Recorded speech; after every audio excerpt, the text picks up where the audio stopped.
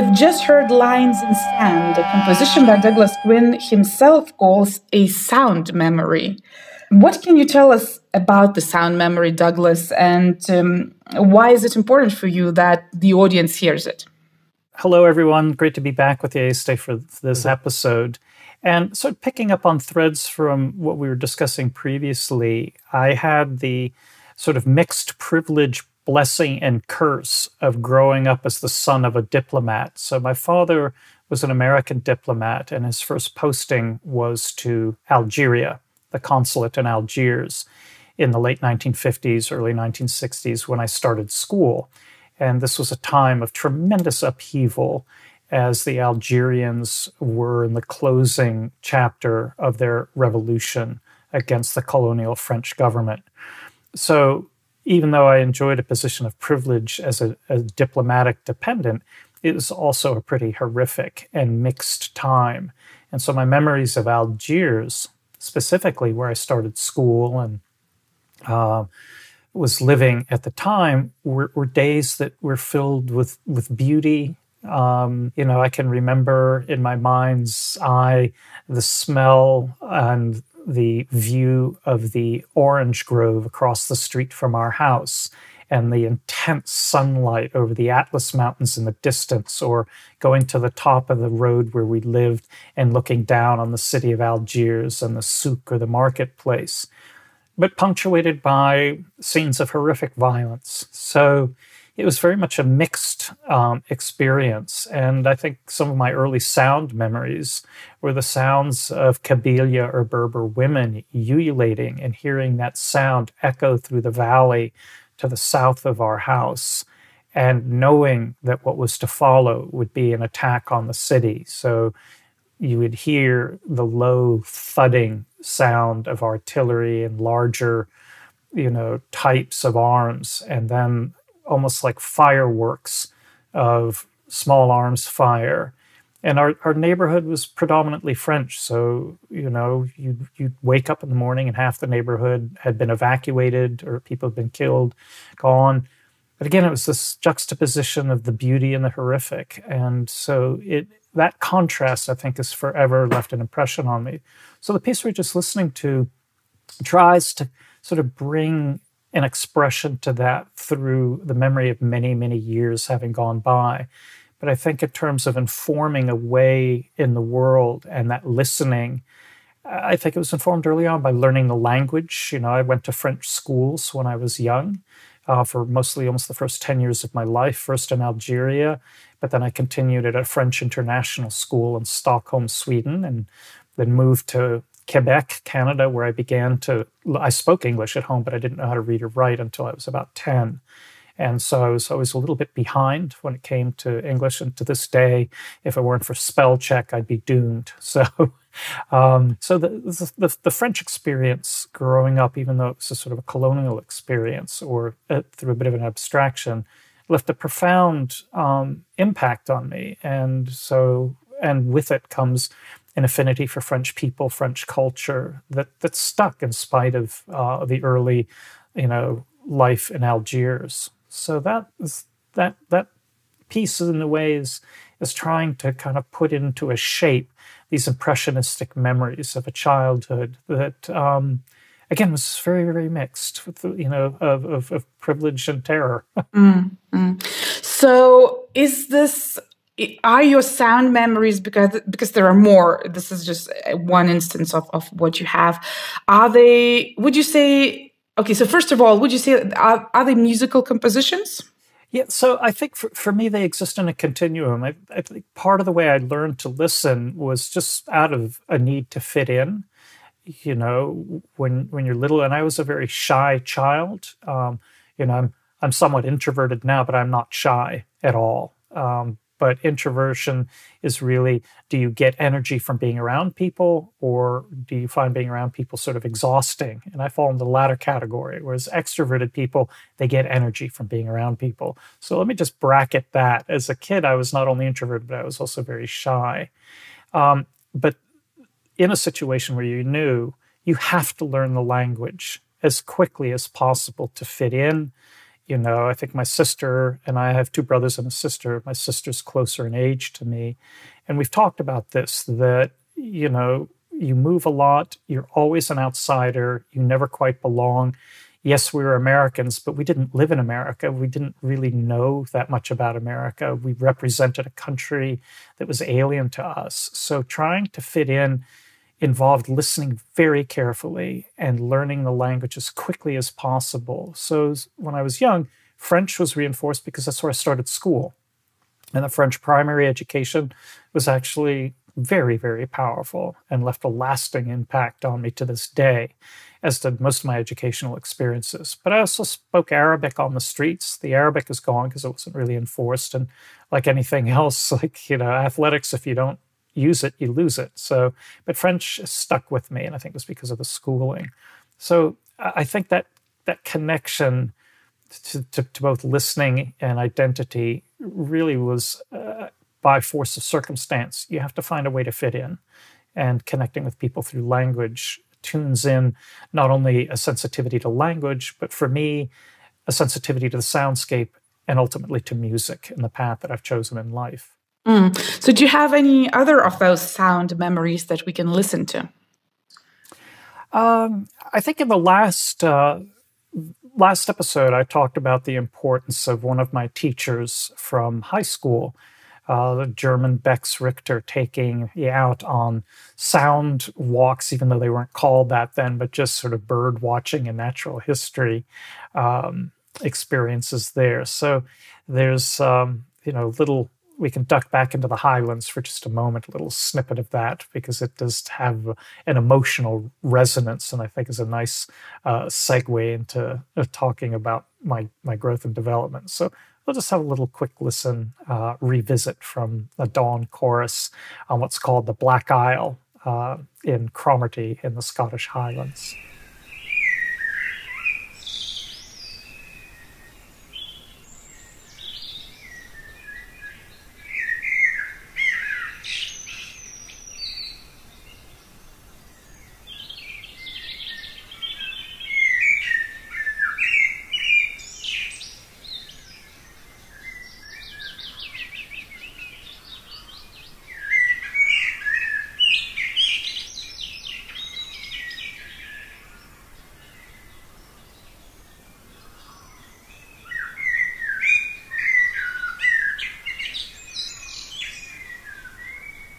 Okay, thank you very much for sharing that with us. And that was from Scotland, right?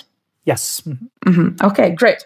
So just to kind of go over a few places in which you grew up, and please, make the list complete if I miss anything. But Algeria, Sweden, the French part of Canada, Quebec, Scotland, USA later in your life. Is that it, or anywhere else? Iceland. Iceland. In Iceland as well. Yeah. So there's a theme here. Apart from North Africa, which is my father's first assignment, there was more concentration on northern places. So I think that's what kind of resonates in me seeking out places like Antarctica and the Arctic and Greenland, is that this is what home looks like and feels like. Interesting. So anyway, of course, you moving around all the time meant that you had to go to school to in all these different places, which in its own accord means that you had probably more teachers than many of us listening to this episode, So a lot of our audience might think, oh, poor him, he had to go through all of those ordeals with all those new teachers and, having many and many of those. Was it a curse or a blessing to have all those teachers from those different locations for you? Well, I think, the moving is one thing. And I think as a shy and fairly introverted child, it was very difficult. Always being the new kid, always standing out because you were different and being bullied. And so that was the hard part. And adapting to new education systems was always tricky. But I have to say, in the long run, the impact of how I grew up, it's all that I know. So of course this is true. If that's all you know, that is what is normal to you. So for me, I think the exposure to different education systems and to different teachers, some brilliant, absolutely brilliant teachers, and some absolutely dreadful teachers. I think there's a common. I've learned as much from the dreadful teachers as I did from the brilliant teachers that I had. So they exist in a continuum. I will emulate that teacher because she or he was just fabulous. I will avoid doing that kind of behavior as a teacher because that was one of the worst experiences I had. So I'd say I had, again, the privilege through my upbringing as a diplomatic dependent, access to the best education. And for my parents, who were sort of children or grandchildren of recent immigrants to the United States, mostly from Northern Europe, some from Southern Europe. My mother was sort of half Sicilian, half English, and my father was a mix of Irish, German, and Norwegian. So it's classic American, the big immigrant swells that came over in the late 19th century, early 20th century. But I knew my great-grandmother. She died in her mid-90s, and she was born in Sicily. So I had a very strong connection. She died when I was in my 20s. So I mention that because in the U.S., and particularly for that wave of immigrants and their children and grandchildren, the way to make it in America was through education. It was absolutely viewed as an indispensable aspect of adaptation, assimilation, and success.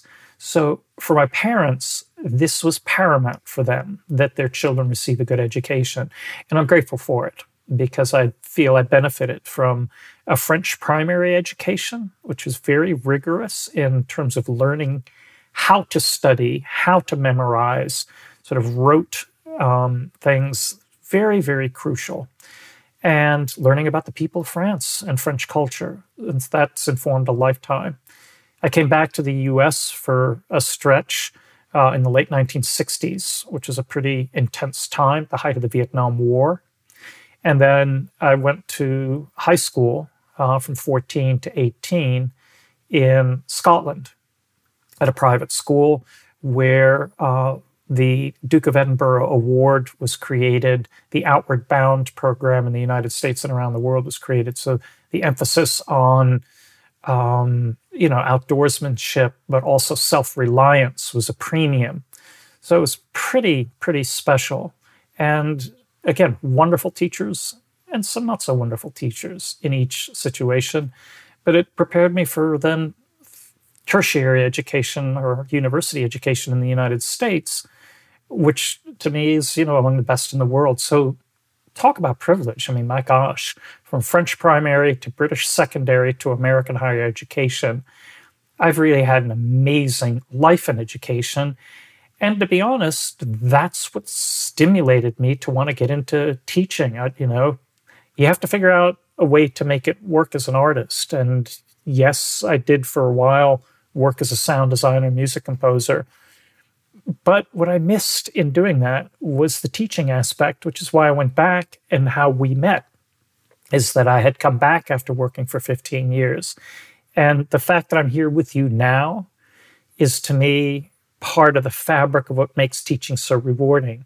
What better thing than to see your success where you are in Vilnius now, from having been a student with this international experience, shaping others. You can never pay back the people who formed you, but you can pass it forward. So to me, it always exists in a continuum. You never stop having mentors, and you always welcome having students, because it's this give and take that shapes your entire life.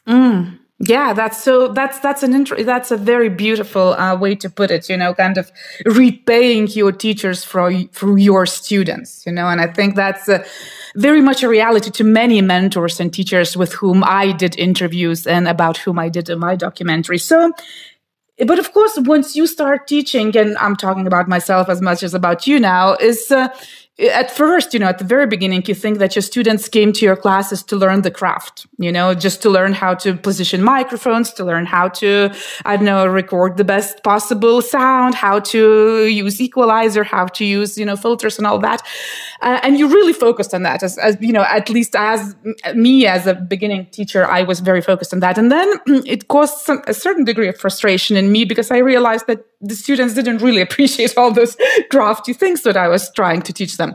And then, but then I was like, well, maybe it's not entirely their problem. Maybe I should kind of look into what I'm doing. And then I realized that, most of the students do not come for the craft, to universities or to colleges or to schools, And then that changed my entire perspective of how I teach. I mean, I still teach the craft because this is, ultimately what they will need.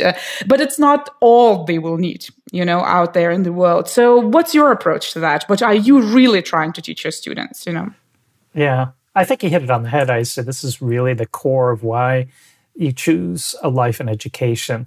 Yeah, the information is important. Yeah, you need to learn, particularly in what we do, how to make the stuff or, how to navigate, the technical aspects of making a film or whatever it is. But I started out teaching art. And so I taught drawing and I taught art history. And one of the people who was singularly influential in my life is a man named Robert Katz. And Bob, I met him in my second year of university, and this would have been in 1977. And I just emailed him the other day. We've been in regular contact for more than 40 years. And so he was a mentor to me, but he also was one of those gifted teachers who allowed me to grow. And we became friends, became colleagues. We've collaborated on many, many projects. And so he was the one who said to me early on, you've got to find a way to have a fulfilling life where you bring your passions in alignment with one another. And I always paid attention to that. And he said, the thing about teaching is that you're doing it, but you're also sharing, as an artist, the work that you do with your students, because what they're going to get out of you is how have you made your way in the world. So it comes back to what your comment was, is that, yes, I could teach drawing. Yes, I could teach art history or, in this later phase of my life, media production. And it's crucial that you have the skills there. But what students really want to know is, how have you become the person you've become? And so when I first started teaching, I never talked about myself. It was all about, here's how you do this, how you do this. And it just seemed to me to be sort of irrelevant. And then, like a light bulb flickering to life, I kind of really thought about what Bob Katz had told me. And what I learned from him was truly learning at his side as he would do these artistic installations and bring me along as an assistant, or he got me a position teaching on the Crow Indian Reservation for a summer. And just opening these doors for me and watching me grow. And so I realized, no, that's what education is about. It's about a conversation. It's about shining a light forward for those who will go on after you. And if you think of yourself that way, again, as a sort of steward with a sense of responsibility to both inspiring, but opening your life up and being sort of both emotionally available, as well as the intellectual stuff and the craft, that to me is the hallmark of a really good teacher, is that accessibility and those rich conversations like we're having now about how have you made a life? How have you come to be the person you are? And for me, it relates very directly to the power of teachers in my life. So I'm going to read an excerpt from your teaching statement, and then we're going to talk about that a little bit. So here it goes. And when I say I mean you, because I'm reading, you wrote, okay. You wrote in the first person, right? Okay, so I encourage articulation and literacy. Those involved in public communications and the media need to talk and write about their work and to reflect critically on its function and purpose. I expect my students to be socially engaged and to question the relevance of their work in a broader context. End of quote. So when you read this quote or when you listen to this quote, you wouldn't think immediately of I don't know, media production professor or a sound design professor, right? And in fact, a lot of the artists still, I mean, especially in this part of the world where I'm at now, because of all the political history, kind of shy away from being political, you know, or from being what you say, socially engaged and questioning the relevance of their work. Why do you think it's important? I think, well, you know, you come back to Socrates, the unexamined life is not worth living. You know, I think it really comes down to one of the master teachers of all time. And so I do think that part of what art is about is not just contemplating your own navel, but cultivating an awareness that then you turn outwardly through your art to reach other people. It's a social activity. And I think it's important that you strike the balance between what you need creatively, the solitude that I need in field recording, or that a painter needs, or that a writer needs, but that you turn it around, that you eventually come back to a public, however big or small you aspire to. It doesn't really matter. Not everyone is going to have, you know, the fame, the fortune of a rock star, nor does it really matter. But I do think what does matter is that you're true to yourself, that you reflect critically on what you're doing and what meaning it has to your life, but ultimately, since arts and media are about communication, what you bring to the society as a whole and to the lives you touch through what you're doing, whether it's art or whether it's teaching, really anything that anybody does. You know, if you're an investment banker or if you're a nurse, whatever you choose, that you have some sense of awareness of your place in society and the potential for impact that you have. Again, however great or small that may be. Thank you. Well, you know, all I can say, it's been a joy to have you as a teacher, and it's been even a bigger joy to share you with my students. So thank you very much for that. And in the next episode, we're going to talk about one of the subjects you taught me, and one of the subjects that is kind of overlooked by most of the, you know, contemporary students of media, and that is radio and radio production. So is radio dead, or is it on the verge of extinction as some of the species that you've been recording? Tune in next week to find out.